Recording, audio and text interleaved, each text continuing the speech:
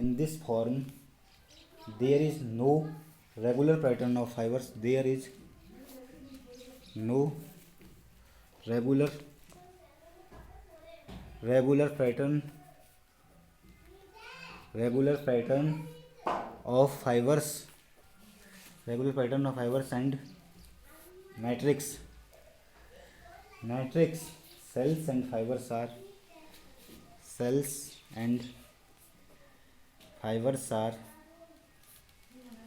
crisscrossed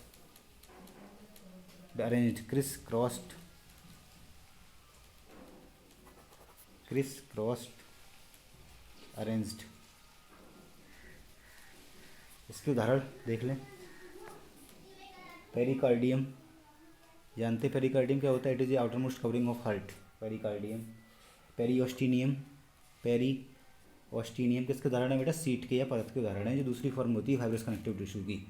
periosteum outer covering of bone. Periosteum क्या होती है? Outer covering of bone. Bone की आउटर कवरिंग होती है. पेरिकॉन्ड्रियम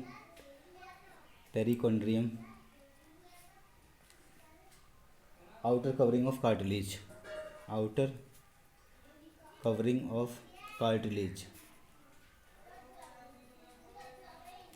उसके बाद बेटा एपीमाइसियम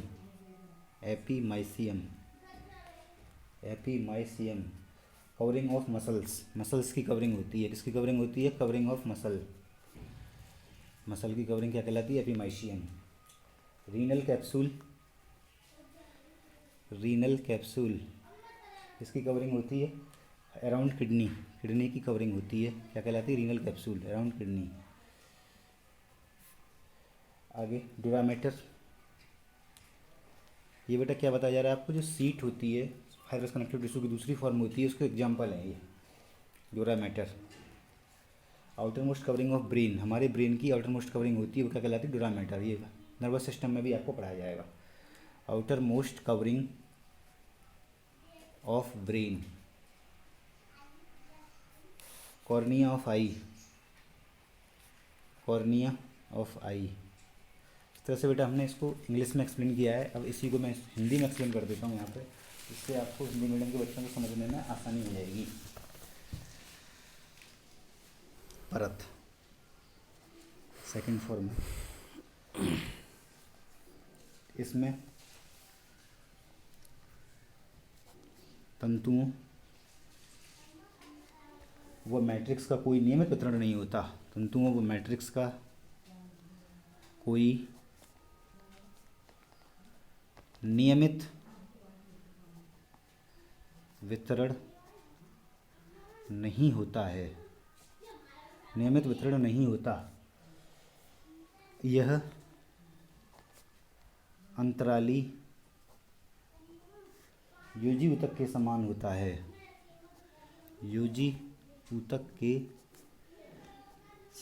होता है.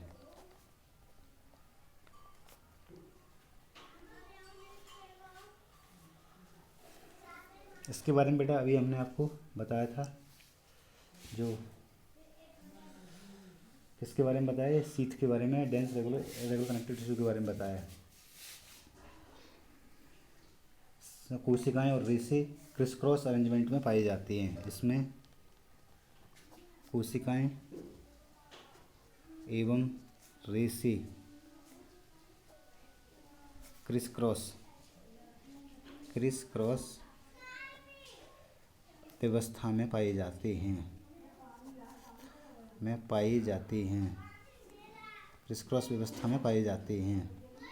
उदाहरण इसके बेटा देख लेंगे. परत के उदाहरण कौन से हैं? पहला अस्थि का उदाहरण. पहला देखेंगे अस्थि का आवरण. दूसरा है उपास्थि का आवरण. अस्थि के आवरण को पहले अभी आपको बताया इंग्लिश में पेरिओस्टिनियम कहते हैं. उपास्थि का आवरण भी इसका उदाहरण है, वो इंग्लिश में भी मैं यहाँ पे लिख देता हूँ. पेरिकॉन्ड्रियम कहते हैं. हृदयावरणी गुहा का बाह्य आवरण.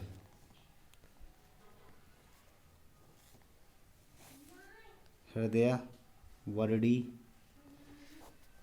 गुहा का बाह्य आवरण, जिसे पेरिकार्डियम कहते हैं। इसके अलावा पेशी का बाह्य आवरण, जिसे अभी आपको इंग्लिश में बताया एपीमाइसियम कहते हैं। पेशी का बाह्य आवरण, बाह्य आवरण। इसके अलावा वृक्क का आवरण, जो किडनी होती है उसका आवरण, जिसे अभी आपको बताया था रीनल कैप्सूल कहते हैं। यकृत पालियों का आवरण गिलिसन कैप्सूल कहते हैं। यकृत पालियों का आवरण, ये किसके उदाहरण है बेटा? ये परत के उदाहरण है, जिसे सीट कहते थे इंग्लिश में। ये एक फॉर्म है, किसकी फॉर्म है बेटा? वाइट फाइब्रस कनेक्टिव टिश्यू की फॉर्म है। यकृत पालियों का आवरण।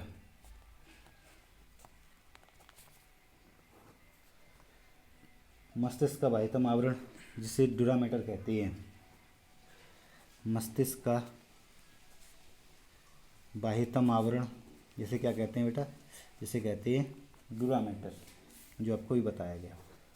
उसके बाद नेत्र की कॉर्निया। इस तरह से आपको बेटा ये बताया गया वाइट फाइब्रस कनेक्टिव टिश्यू जो होते हैं उनकी दो फॉर्म होती हैं। उनमें लास्ट फॉर्म जो बताई, दो फॉर्म बताई थी। पहली जो होती है कॉर्ड, जिसे रज्जु कहते हैं, दूसरी होती है परत। रज्जु में जो मैंने अभी आपको बताया था कि रज्जु जो होती हैं, जिसमें क्या होता है, रज्जु में तंतुओं के समूह मैट्रिक्स का वितरण नियमित एकांतर क्रम में होता है, जबकि जो परत होती है इसमें तंतु मैट्रिक्स का कोई नियमित वितरण नहीं होता। इन दोनों में डिफरेंस है, ऐसे करके आपको याद रखना है, डिफरेंस करके। ये अंतराली उजीव तक के समान होते हैं परत। इसमें क्या होता है, कोशिका में रेसे क्रिस क्रॉस व्यवस्था में पाए जाते हैं परत में, जबकि मैट्रिक्स में फाइब्रोब्लास्ट सेल्स जो होती हैं एक श्रृंखला में व्यवस्थित होती हैं कॉर्ड में। मास्ट कोशिकाएं धात्री में बिखरी होती हैं कॉर्ड में, जबकि इनमें ऐसा क्रिस क्रॉस व्यवस्था में पाए जाते हैं कोशिका और रेसे। इसमें उदाहरण इसके देख लें बेटा, अस्थि का आवरण, उपास्थि का आवरण, हृदयावड़ी गुहा का बाह्य आवरण, पेशी का बाह्य आवरण, वृक्क का आवरण, यकृत पालियों का आवरण, मस्तिष्क का बाह्यतम आवरण, नेत्र की कॉर्निया। इस तरह आपको ये समझ में आ गया होगा बेटा ये क्या बताया। अब अगली क्लास में आपको बताया जाएगा येलो फाइब्रस कनेक्टिव टिश्यू के बारे में। थैंक यू बेटा, we will discuss in next class. Okay.